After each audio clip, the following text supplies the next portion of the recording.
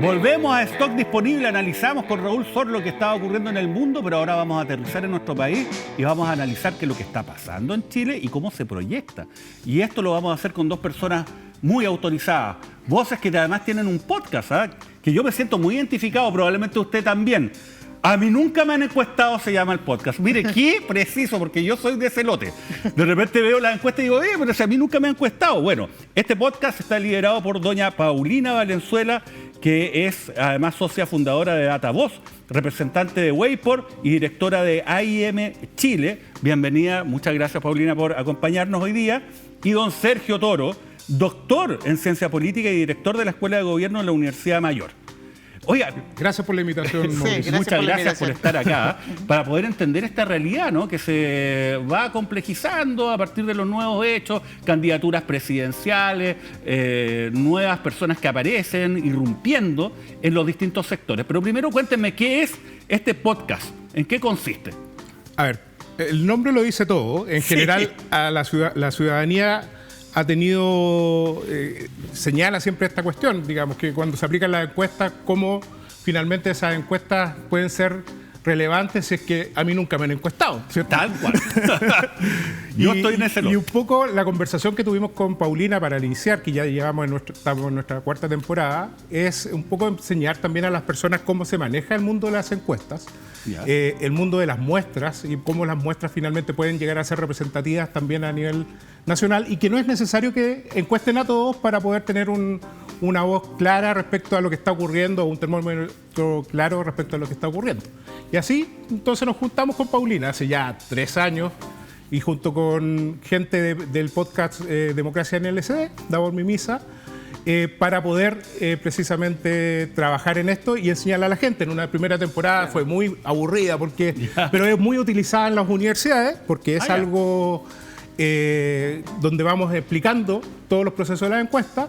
Y ya estamos terminando simplemente hablando de contingencia y las encuestas que van saliendo, sean públicas, sean de empresas privadas, etc. Y en eso estamos ahora y comenzamos nuestra cuarta temporada. Oiga, doña Paulina, ¿cómo es esto? Cuarta temporada. ¿Cuál es el feedback de la gente? ¿Qué le pregunta a la gente y cómo proyectan esta cuarta temporada? O sea, a ver, dos cosas. Yo creo que uno de los objetivos que para nosotros era bien central cuando quisimos desarrollar este podcast era que la pregunta, a mí nunca me han encuestado, está a la base de una desconfianza, de alguna manera. Claro. De la poca credibilidad que está instalada, no solo en Chile, sino que incluso a nivel internacional, respecto de los resultados de las encuestas. Ya hemos visto en elecciones en Estados Unidos o en otros países cómo se pone en duda, digamos, los resultados de las encuestas. Entonces, nos pareció relevante hablar. Es verdad que las temporadas han ido evolucionando de una temporada bastante nerd al principio, muy técnica, y hoy día ya con Sergio estamos en un espacio que es más de conversación coyuntural, apoyándonos efectivamente en la información que sale de las encuestas.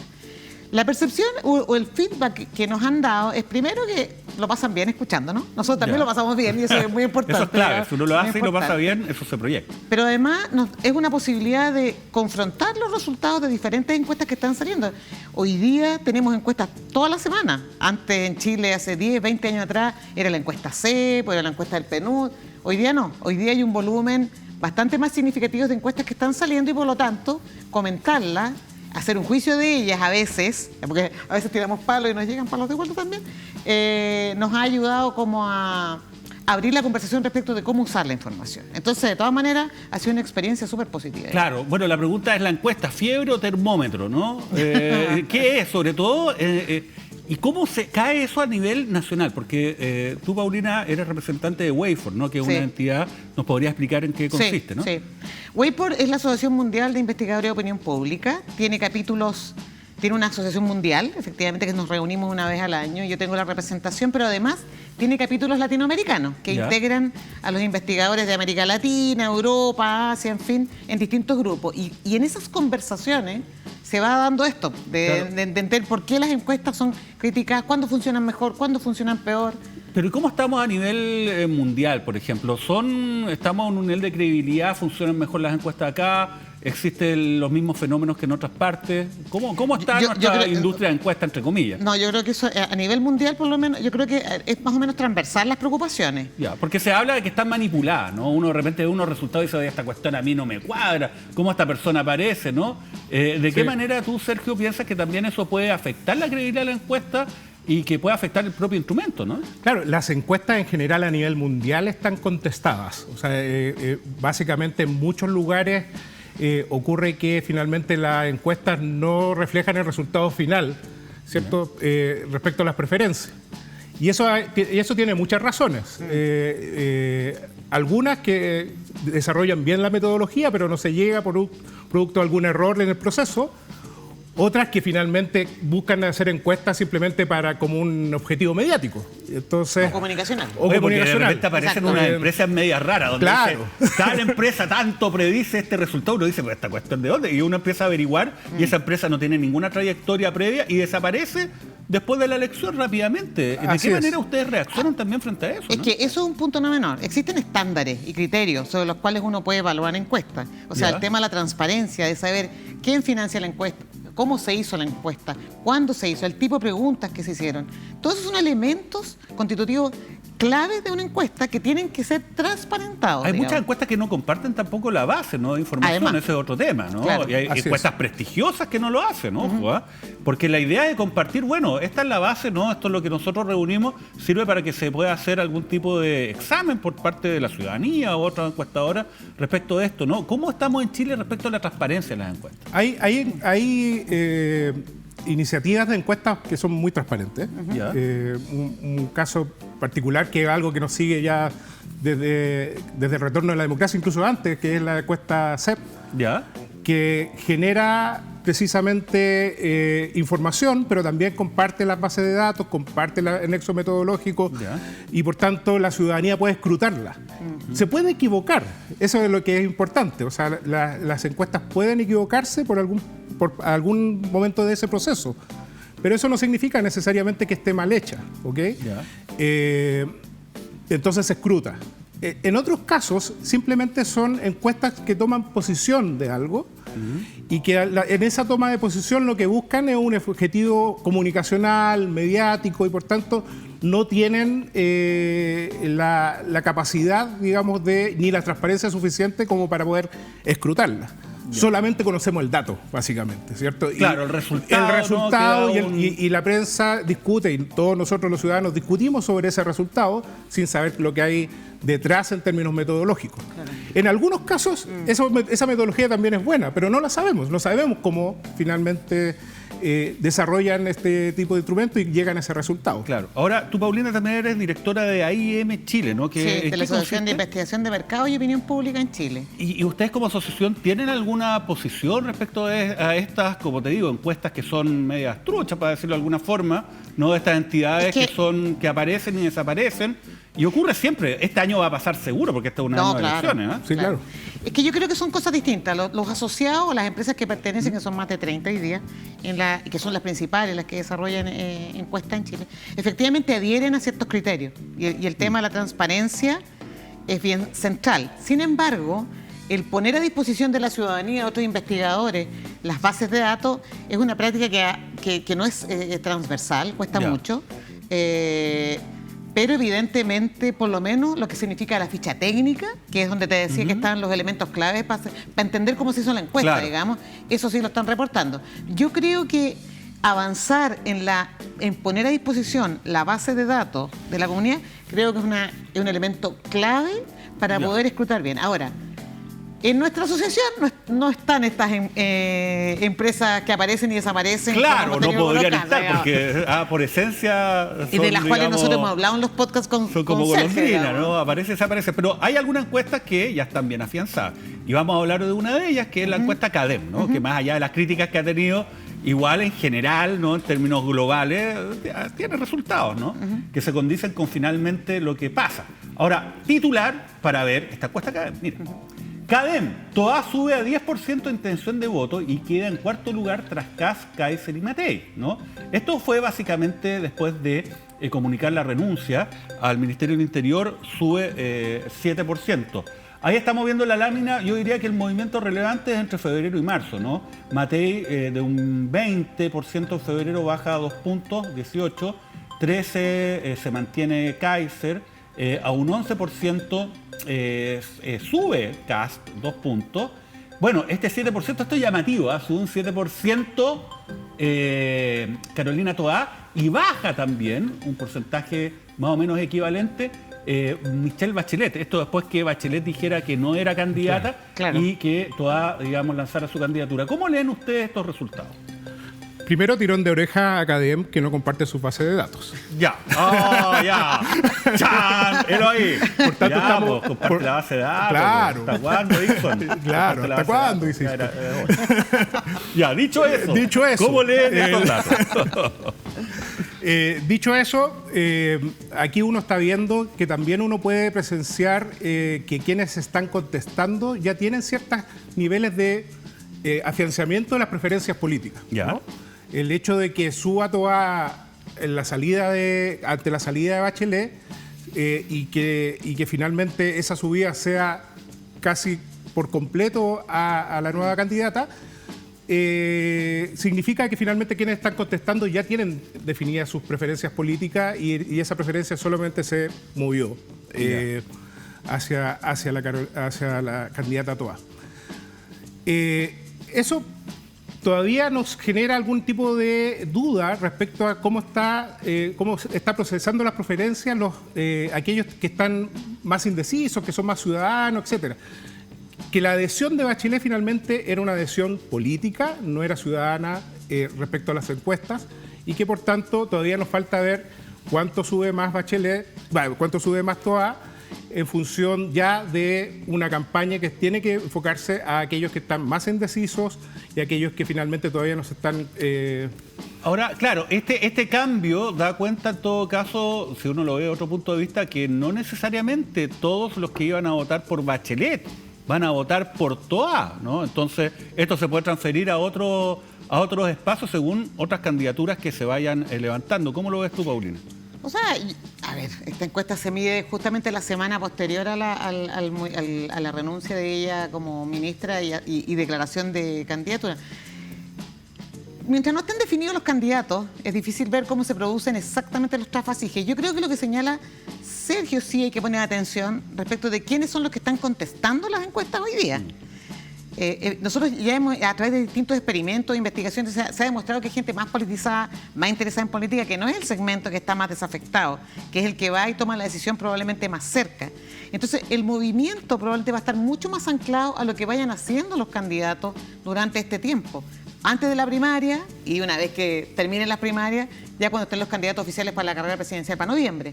Entonces, yo no puedo predecir hoy día cómo se van a producir los movimientos. Lo único evidente que pasó aquí con la encuesta CADEM es que hubo 5 puntos, o 7 puntos, digamos, que sube Carolina Toá, que es muy probable que sea votación que tenía Michelle Bachelet. Pero claro, es algo que la única manera de probarlo es evidentemente preguntándole a la misma persona si cambió o no. Claro, si se fue, si era Bachelet y ahora es Toá. Que es un aspecto que piensa entrar en las encuestas.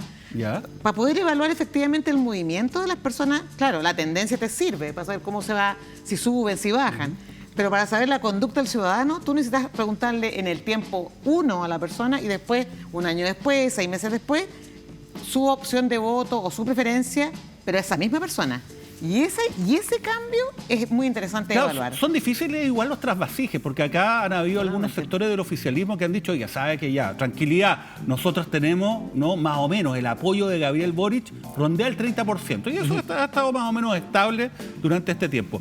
Ahora, ¿esa es la base realmente de votación del oficialismo proyectado a una presidencial este año? Depende mucho de muchas circunstancias. Básicamente la candidatura y cómo prenda una candidatura. Las personas votan por personas en el caso de las presidenciales y por tanto un buen candidato puede llevar a una mejor performance en términos de preferencia. Bases duras politizadas tampoco son el 30%. Finalmente la politización de las personas en términos de anclamiento, congelamiento de las preferencias, es decir, personas que siempre van a votar por un grupo determinado, es menos del 30%. Hay mucho más volatilidad en esas preferencias. Las personas se mueven mucho más.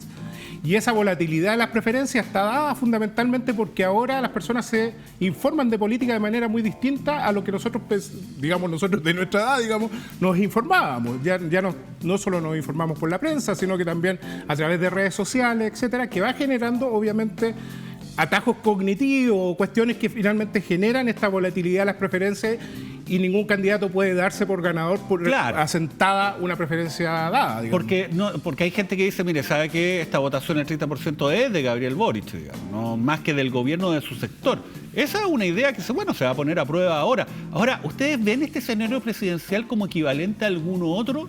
Hay gente que dice ninguno es igual, pero ¿habrá alguno parecido? No lo hemos conversado con Sergio, pero mi impresión es que no. Ya. Hoy día han aparecido candidaturas, o sea, es bien notable lo que ha pasado con Kaiser, por ejemplo, cómo ha surgido un liderazgo que se parece mucho a los de la región, digamos, en términos de contenido, pero es un personaje que no teníamos. Antes probablemente la representación de ese tipo de discurso estaba más en José Antonio Kast antes, pero hoy día vemos que el movimiento ha sido bastante más radical. Pero él obedece un poco lo que decía Sergio, es como a liderazgos que aparecen tomando estas preocupaciones ciudadanas y planteándolas de una manera bien dicotómica o simple. Está bien, está mal, y yo lo voy a resolver. Y eso es todo. Entonces, yo creo que hoy día lo que ha pasado es que efectivamente tenemos un electorado más informado, pero como dice Sergio, en la superficie, no en profundidad, digamos, haciendo opciones por candidatos que eran bien distintos a los que podríamos haber tenido en el pasado, que estaban mucho más sometidos al escrutinio público en espacios como estos, la televisión, pero no en redes sociales. Hoy día las redes sociales se han transformado en un canal de vinculación de los candidatos con la ciudadanía de una manera bien distinta. Claro, y eso permite que muchas de estas candidaturas que van más allá de los partidos tradicionales irrumpan de una manera bien firme, y muy rápida, ¿no? O sea, es como un meteorito que cae en el escenario político. Eso uno lo vio en Argentina con Milei, no, en su momento Brasil con Bolsonaro, ya harto tiempo atrás Fujimori, bueno, y eso se va dando. Pero usted, hablando de Kaiser, DataVoz hizo una encuesta, precisamente, Monitor DataVoz. ¿En qué consiste Monitor DataVoz? Y veamos qué es lo que nos muestra. Ahí dice, Monitor DataVoz y el terror de la derecha. Kaiser consolida su liderato mientras Matei se desploma. Oye, esto es realmente increíble. Y esto es de hace poco, 25 de febrero de este año. Y ahí están las menciones y los atributos que se le dan a Johannes Kaiser. No sé si me puedes explicar, Paulina, de qué se trata. Te cuento de qué se trata. El Monitor de Liderazgo Político es una iniciativa que ya lleva, la partimos prácticamente el año pasado, a principios de año, y el objetivo era identificar liderazgos políticos, positivos y negativos. No, esta evaluación no tiene que ver con intención de voto. No le pregunta si va a votar por alguien. No, le preguntamos básicamente, es una calificación de un liderazgo que la persona considera positivo o un liderazgo que considera negativo y las razones de por qué positivo y negativo. En este liderazgo que se lo hacemos todos los meses, es mensual, digamos, lo que vamos viendo es la evolución, cómo van apareciendo personajes nuevos, tanto en el ámbito positivo como negativo, y vamos viendo qué atributos explican esta evaluación. Pero ahí dice top 1 en menciones positivas. ¿Sí? Johannes Kaiser. Sí, exactamente. En febrero, en Chile. Sí, pero esto ha sido una evolución. A nosotros él empezó a aparecer el año pasado. Nos llamó la atención, no era tan fuerte. Cuando él no aparecía en ninguna encuesta, a nosotros nos aparecía como un liderazgo valorado. Y las razones por las cuales la gente lo califica positivamente es básicamente por ese tipo de discurso. Valiente, directo. Podríamos mostrar de nuevo la gráfica, porque ahí está.